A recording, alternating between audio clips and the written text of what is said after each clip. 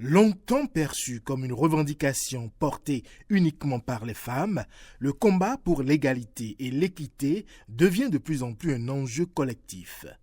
Changer les mentalités, déconstruire les stéréotypes et promouvoir l'équilibre, la lutte pour les droits des femmes n'est plus une quête, elle s'impose.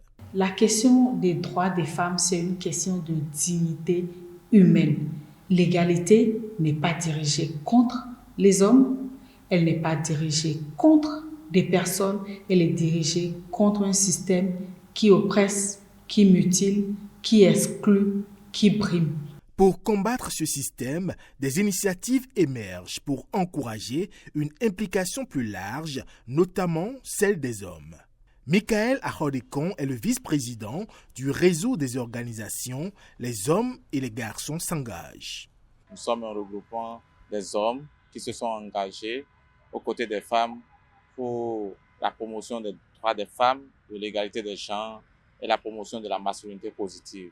Nous faisons des sensibilisations de façon périodique et nous orientons les cas de VBG vers les GUPS ou bien les centres de santé vers les commissariats en cas d'urgence.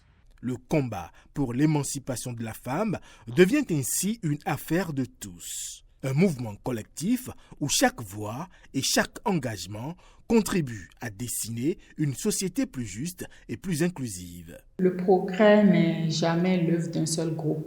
C'est le résultat d'une alliance entre l'État, la société civile, les partenaires techniques au développement.